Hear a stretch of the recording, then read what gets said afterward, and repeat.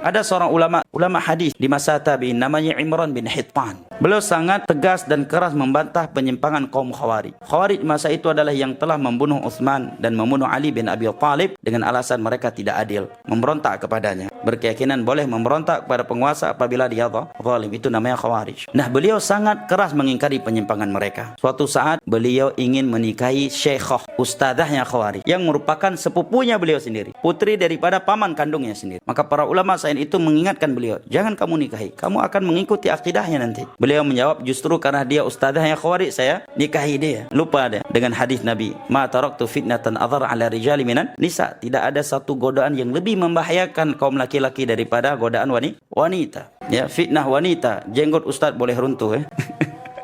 Maka dia pun menikahinya. Akhirnya bukan ustadzah Khawarij tersebut yang kembali kepada aqidatus salaf, justru dia menjadi ustadznya Khawarij setelah itu. Maka yang sebelumnya dia mencela Abdurrahman bin Muljam. Siapa Abdurrahman bin Muljam? Orang yang telah membunuh Ali bin Abi Thalib ketika keluar dari rumahnya untuk memimpin salat subuh di bulan Ramadan. Dan Abdurrahman bin Muljam ini sepakat ulama, dia muslim, bukan kafir. Dia hafal Al-Quran, dia berjenggot juga, pakaiannya sama dengan para sahabat Nabi, ibadahnya sama, pakaian istrinya juga sama, ahli salat 5 waktu, ahli puasa Daud, ahli puasa Senin Kamis. Hanya saja dia punya akidah yang menyimpang, yaitu bolehnya membunuh seorang penguasa atau melengsarkannya apabila dia zalim. Ini akidah yang menyimpang yang ada pada kaum Khawarij. Maka Imran bin Hittan setelah itu justru memujinya, bahkan dia memiliki bait-bait syair. Di dalam bait-bait syair tersebut memuji Abdurrahman bin Muljam tersebut. Maka ini menunjukkan kepada kita bahwa teman yang buruk yang Nabi maksud dan agar kita menjauhinya ini mencakup 2 keburukan. Yang pertama, keburukan pada moralnya, syahwatnya. Yang kedua, keburukan pada iman dan akidahnya.